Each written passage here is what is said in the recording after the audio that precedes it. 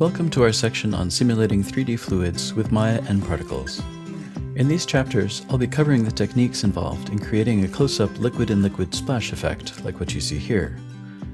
I'll begin with some background about the shot, discuss why you might choose to build a shot like this with these tools, and then walk through the process, covering scene setup, particle creation and simulation, meshing, photoreal surfacing, rendering with mental ray, and a final After Effects composite.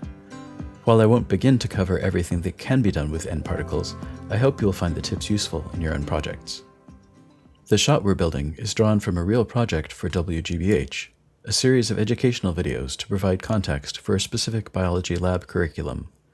So much of modern biology involves mixing in visible volumes of clear liquids and then waiting. The goal here was to supplement a real lab by providing some advanced understanding, and hopefully excitement, about processes that are impossible to see. Our approach was to frame the invisible chemistry with photorealistic benchtop scenes. So here's what you're doing in the lab, here's what it looks like to you, and here's what's going on in your test tube. This particular sequence covers gel electrophoresis of plasmid DNA. It opens with a sequence showing photoreal benchtop equipment while we explain general concepts. It transitions to a close-up shot of gel loading covering the role of loading buffer, and then cuts to a simulation of DNA migration through the gel. We established some specific learning goals for the shot. We wanted to make the point that the loading buffer is denser than the running buffer and pulls the sample down into the well. We also want to give a slightly idealized, clear picture of a procedure that's physically tricky and hard to observe while doing.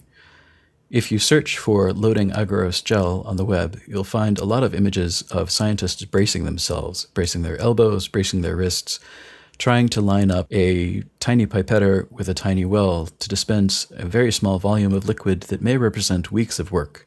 It's a tricky procedure to do, and it's a very tricky procedure to watch because of all the reflective and refractive surfaces involved. So we want to give students a clear look at what could be going on, even if they can't see it clearly themselves.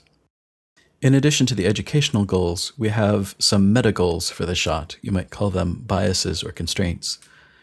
We want the shot to look cool and hold the attention of high school students for 10 to 12 seconds while the narration plays out. We also want to keep continuity with the surrounding photoreal shots. We want people not to be disoriented by the cut from the photoreal gel rig to the underwater scene. We also, for this tutorial, are going to be working with the ships in the box tools, so only effects that ship with the stock version of Maya and After Effects. We are also going to try to remain aware of hardware and production time resource constraints.